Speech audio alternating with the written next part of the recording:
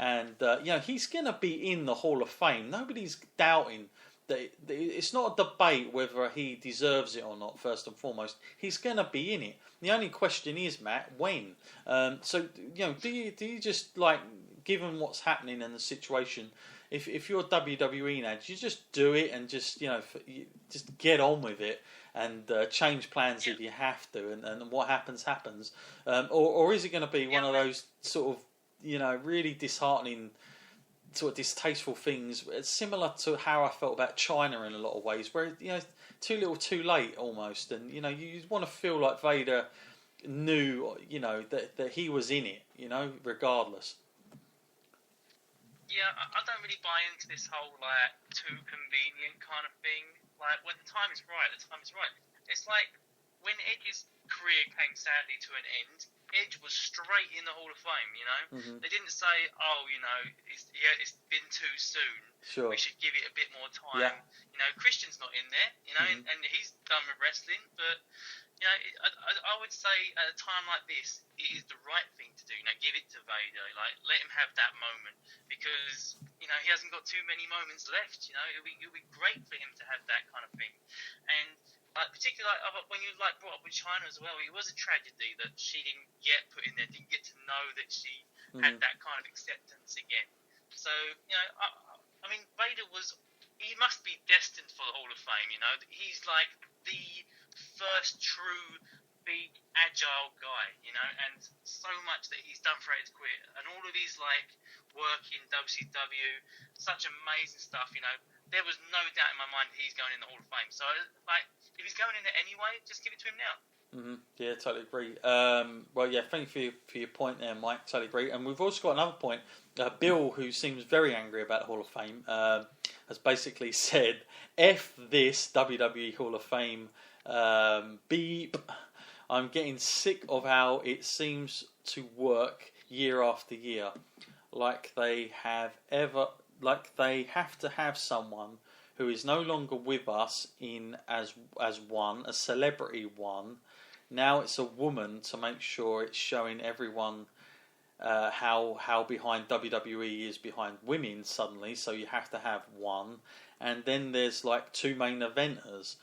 Why can't WWE just do the right thing and have some of the long overdue guys such as Bulldog, Vader, etc., long overdue, my friends.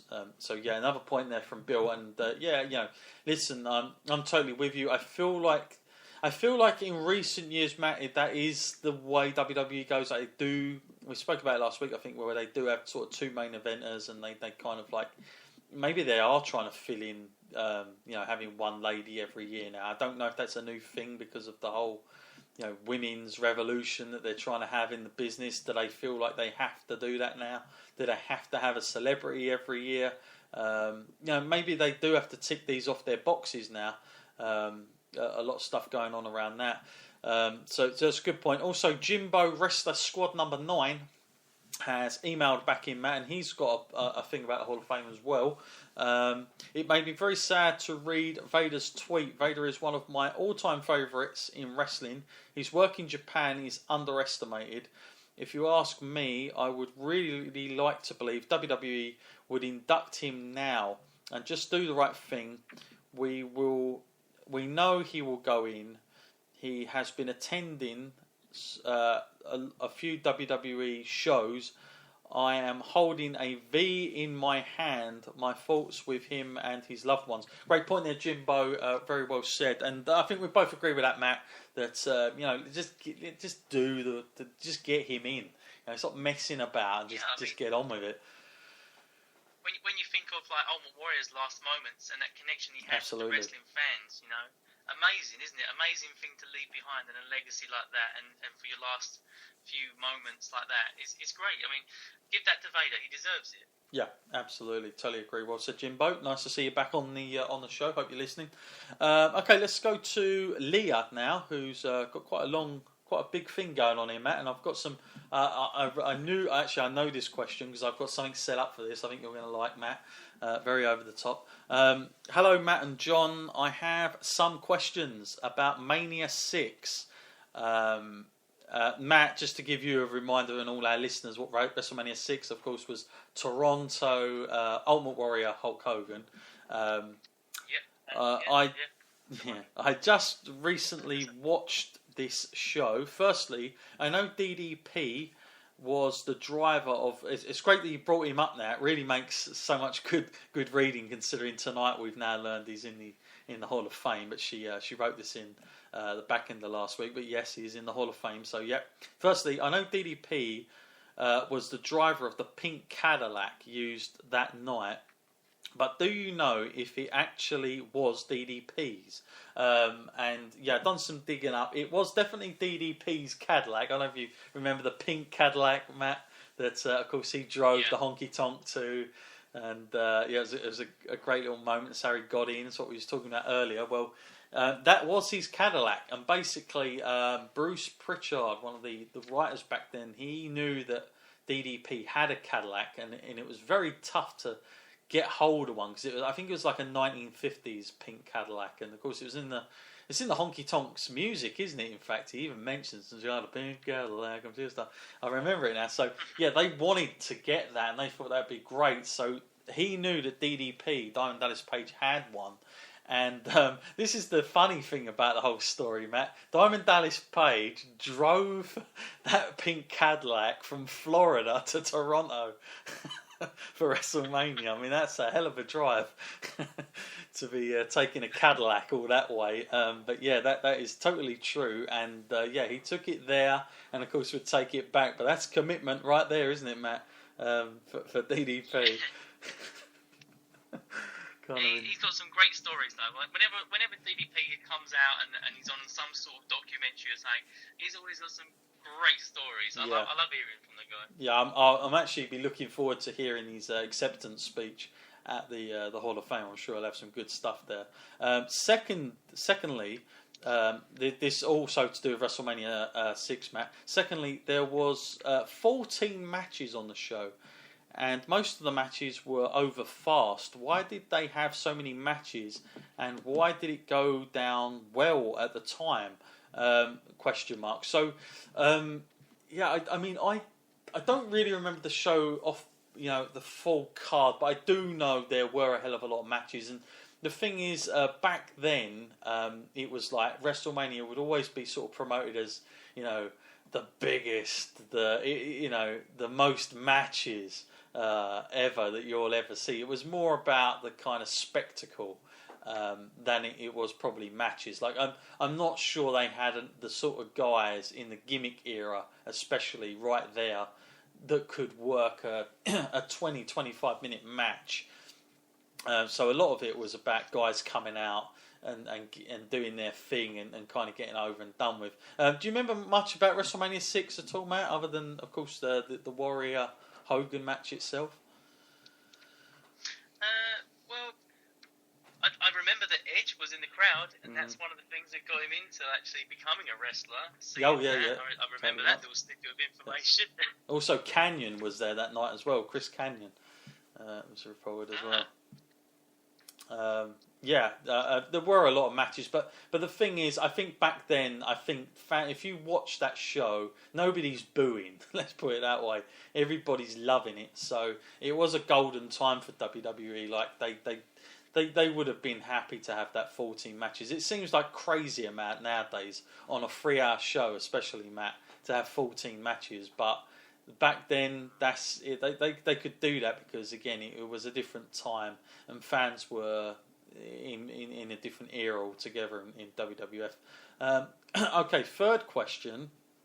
The Jake the Snake Roberts promo before the match was incredible, and I have not seen as good as that from him yet. Can you tell me of other good Jake promos, as I know he is definitely one of the best at doing them? And I do remember vaguely that promo. That's the one where he's talking very softly to the camera. I can't remember the lines, the quotes that he uses, but he's talking about the Everest and all the rest of it. And then I always remember Mean Gene signing off with "Long fella couldn't have said it better," something like that. But yeah, he done some amazing promos, and he was the thing is with Jake Roberts, even watching as a boy, he looked into the camera. And I definitely was believing Jake Roberts when he those eyes and the way he said it. He was one of the few wrestlers, Matt, that wasn't. He didn't come on when the camera and they said go. He wasn't one of the ones that went, "You're listening to WrestleMania. What's going on? This is gonna be." It wasn't a shouter, Matt, was he? And there were a lot of those back then, wasn't there? Yeah, and that was one of the good things about him. He got himself across so well that it wasn't about aggression. It was about the malice behind his character and what he was going to do to you in that ring.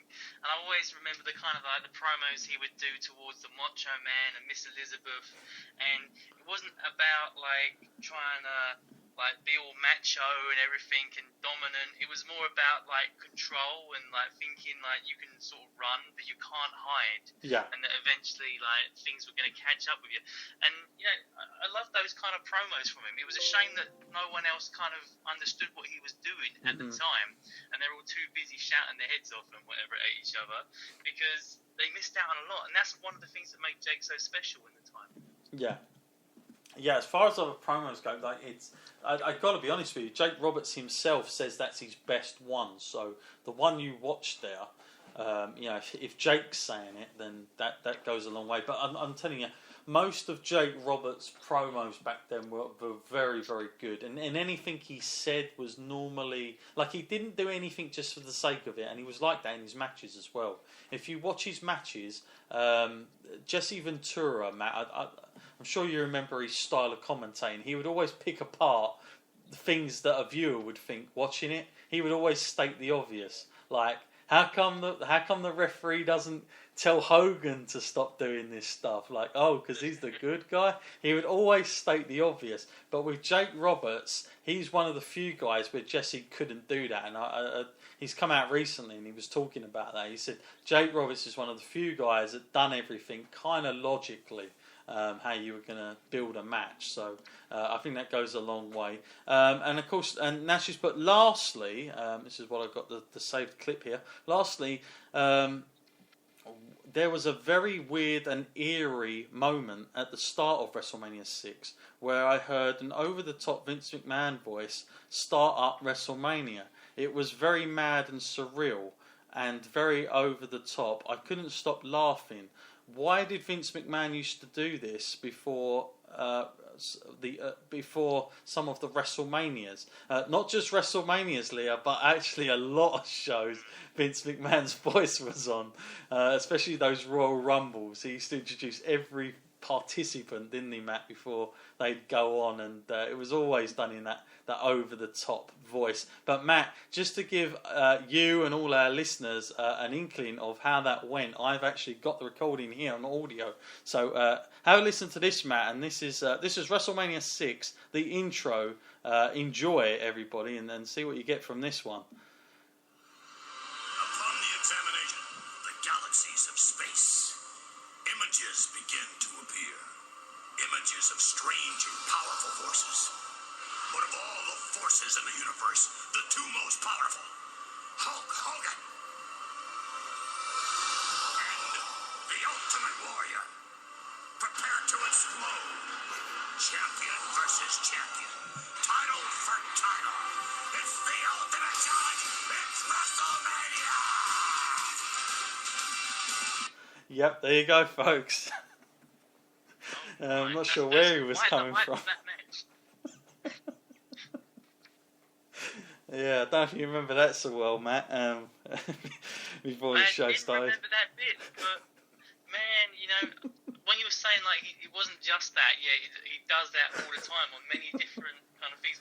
And I've got to dig that cassette tape out now because it's really making me feel that nostalgic feel with Vince McMahon's voice, getting all into it. He needs to do this some more, go back, build up some of this WrestleMania with that kind of intro. See how that goes down. Yeah, maybe he should think about being the host for WrestleMania and doing that over-the-top voice. Maybe he could build up Roman Reigns and Undertaker before the show, looking at the stars and the universe align. Let's see how that one goes. Incredible. Yeah, Vince McMahon, definitely know that. No short of entertainment with him. He used to do it a lot, Survivor Series, WrestleMania, SummerSlam, you name it, he was doing it. I think he done like